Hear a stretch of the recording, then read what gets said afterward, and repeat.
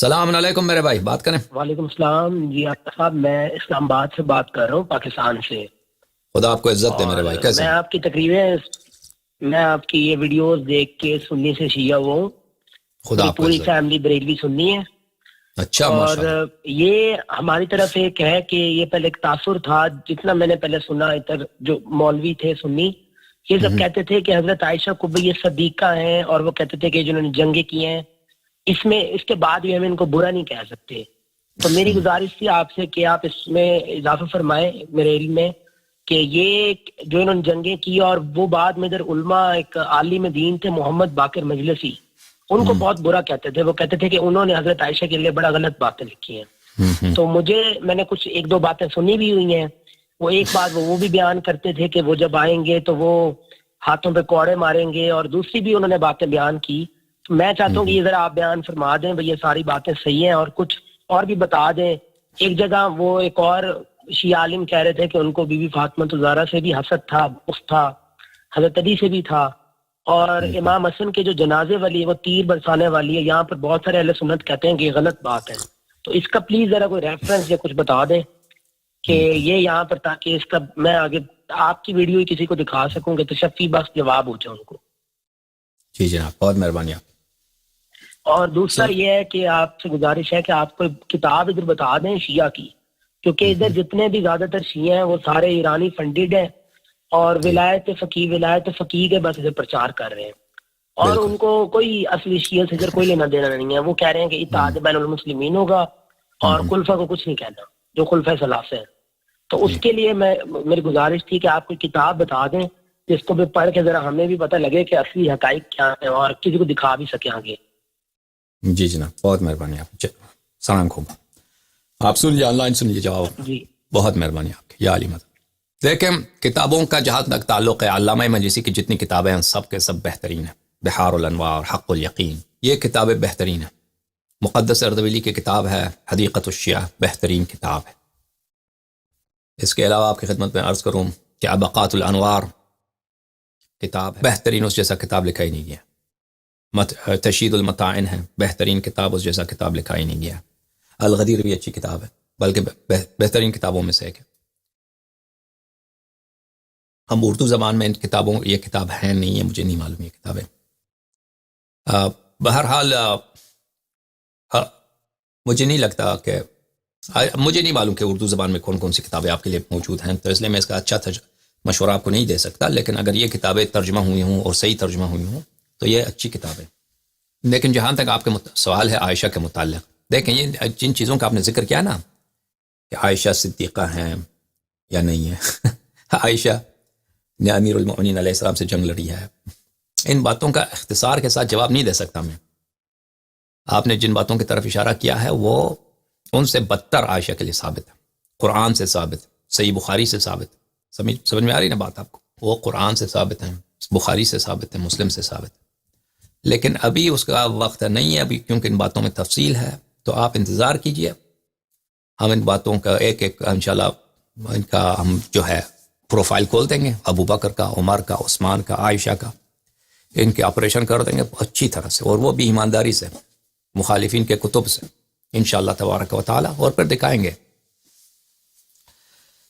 آپ کو، کہ پھر آپ کے ہاتھ میں اتنا مواد آ جائے گا۔ اب ایران میں جو ہے نا، اب بچہ ایسے مناظرے کرتے ہیں وہاں پہ نوجوان وہابیوں کے ساتھ، یعنی وہاں بھی بھاگتے ہیں بیچارے، کوئی عزت ہی نہیں بچی ان کی۔ جب میں آپ کو یہ مواد آپ کو آپ کے اپنی زبان میں دلائل کے ساتھ دکھاؤں گا نا، تو پھر آپ ان کو نوٹ کریں گے، تو آپ کو ہاتھ میں بہت کچھ آئے گا، بہت کچھ آئے گا، اور آپ جو ہیں کوئی آپ کو جواب نہیں دے سکتے۔ عائشہ کے متعلق آپ یاد رکھیے کہ عائشہ کا کذب، یعنی اس نے جھوٹ جو کہے ہیں رسول اللہ صلی اللہ علیہ وسلم پہ، وہ بخاری میں کئی مقامات پہ ہیں، اس کے اپنی اعتراف ہے کہ اس نے فلان جگہ پہ جھوٹ بولا، ٹھیک ہے؟ تو ان باتوں کا انشاءاللہ تبارک و تعالیٰ آپ سنیے۔ ایک میری تقاریر کا سلسلہ عائشہ فی القرآن، عائشہ ان قرآن، وہ اسی میرے یوٹیوب کے چینل میں ہے، آپ مجھے نہیں معلوم انگلش میں یا اردو میں ہے۔ اگر اردو میں ہے تو اس میں آپ کو بہت سارا مواد مل جائے گا، عائشہ ان قرآن، لیکن وہ سلسلہ مکمل نہیں ہے۔ کبھی انشاءاللہ ہم عائشہ ان قرآن دوبارہ شروع کر دیں، عائشہ کے خلاف ہمارا موقف کیوں اتنا شدید ہے، کیونکہ رسول پاک سے دیکھیں بہت آسان ہے قضیہ، بہت آسان ہے. دیکھیں یہ کتاب سنن ابن ماجہ ہے، چھاپ دار الفکر بیروت لبنان. یہاں پہ صفحہ نمبر 54 میں ہے کہ ام سلمہ رضی اللہ تعالی ام سلمہ کے غلام جو ہے صبیح روایت کرتے ہیں زید بن ارقم سے، رسول اللہ صلی اللہ علیہ وسلم نے فرمایا لعلی، امیر المؤمنین علیہ السلام کو، فاطمہ سلام اللہ علیہا کو، حسن کو اور حسین سلام اللہ علیہ مجمعین کو، انا سلم لمن سالمتم و حرب لمن حاربتم، جو آپ سے سلامتی میں ہو میں اس کے ساتھ سلامتی ہوں، اور جو آپ سے جنگ کرے میں اس کے خلاف شدید جنگ میں ہوں. انا حربن یعنی میں شدید جنگ میں ہوں، جو آپ سے لڑائی کرے. جو شخص رسول اللہ صلی اللہ علیہ وسلم سے لڑتا ہے یا لڑتی ہے وہ مسلمان ہوتا ہے کافر؟ مجھے بتاؤ وہ مومن ہے یا کافر ہے؟ یہ حدیث صحیح ہے، یہ حدیث کئی طرق سے مروی ہے، کئی طرق سے مروی ہے. پہلی بات تو یہ ہے، ٹھیک ہے نا. رسول پاک صلی اللہ علیہ وسلم کی رسالت پہ کوئی شک کرے وہ مسلمان ہے یا کافر؟ کافر. رسول اللہ صلی اللہ علیہ وسلم کو کوئی بے احترامی کرے مسلمان ہے یا کافر؟ کافر، مرتد، واجب القتل. یہی ہے نہیں بے احترامی کرے، حد کے حرمت کرے یا نستجیر باللہ گالی دے. سب کہیں گے وہ آپ کے پاکستان میں تو بہت فساد ہوتا ہے نا اسی مسئلے پہ کہ فلانی نے بے حرمتی کیا، رسول صلی اللہ علیہ وسلم کی اس نے گستاخی کیا، قتل کرو. ٹھیک ہے نا. جو کوئی بے احترامی کرے قتل کرو، لیکن کوئی لڑے رسول صلی اللہ علیہ وسلم پر سے لڑے، اس سے جنگ کرے، تو وہ اس کے کفر میں کوئی شک ہے؟ کوئی شک نہیں. یہ تو صحیح حدیث ہے کئی طرق سے کہ کوئی شخص پنجتن پاک میں سے کسی کے ساتھ لڑے وہ رسول پاک صلی اللہ علیہ وسلم سے اس کا اعلان جنگ ہے. ٹھیک ہے نا. تو اب مجھے بتاؤ کہ کون کون لڑے ہیں امیر المؤمنین علیہ السلام سے؟ انا حرب لمن حاربتم. مجھے بتاؤ، پھر ان کا اسلام آپ کیسے ثابت کرو؟ مجھے بتاؤ نا، مجھے بتاؤ. میں نے خطا کیا تھا نا. جو شخص رسول پاک صلی اللہ علیہ وسلم کو خطا سے گالی بھی دے نا، خطا سے، وہ بھی کافر ہوتا ہے. خطا وطا نہیں چلتا ادھر. آپ کہتے ہیں میں نے خطا سے گالی دیا تھا، کوئی مانے گا؟ کوئی عدالت پاکستان میں نے خطا سے گستاخی کی رسول پاک صلی اللہ علیہ وسلم، غلط فہمی ہو گئی تھی، اجتہادی غلطی ہے، وہ مار دے گا آپ کے چہرے پہ. سب مولوی تو کہیں گے آپ پہ کہ کتے کو مارو. کوئی سنے گا نہیں کہ میں نے اجتہادی غلطی سے گالی دیا تھا رسول صلی اللہ علیہ وسلم. بس رسول صلی اللہ علیہ وسلم کی رسالت کا انکار کرو یا ان کی رسالت پہ شک کرو. کیا دے اجتہاد، مجھے غلطی ہوگی، غلطی سے میں نے مجھے ایمانداری سے مجھے غلطی ہے، میں شک کرتا ہوں. سب کہیں گے کافر ہو گئے. بھائی چاہے غلطی سے بھی آپ کو شک ہو گئی ہے، غیر عمدی سے، تحقیق سے، جو بھی ہے شک، آپ کافر ہیں یا مسلمان نہیں. رسالت پہ شک ہے، کافر. ٹھیک.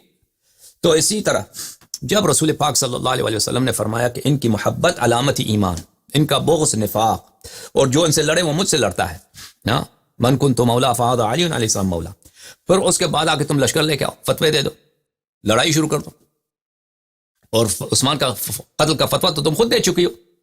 پھر اس کا دعویٰ کرو کہ امیر المؤمنین علیہ السلام سے ہم نے خود عثمان کے خون کا بدلہ لینا ہے. بہرحال جو بھی وجہ ہے، اجتہادی غلطی بھی ہے نا، پھر بھی کفر ہے، پھر بھی کفر ہے. اس سے کوئی بھی نہیں بچ سکتا. اب جو ہے انشاءاللہ تبارک و تعالی اس بات کی تفصیل بہت زیادہ ہے قرآن میں، حدیث میں، اس کی بات بہت ہے کہ دشمنی کے سب سے اعلیٰ، سب سے واضح دلیل ہوتا ہے لڑائی کرنا.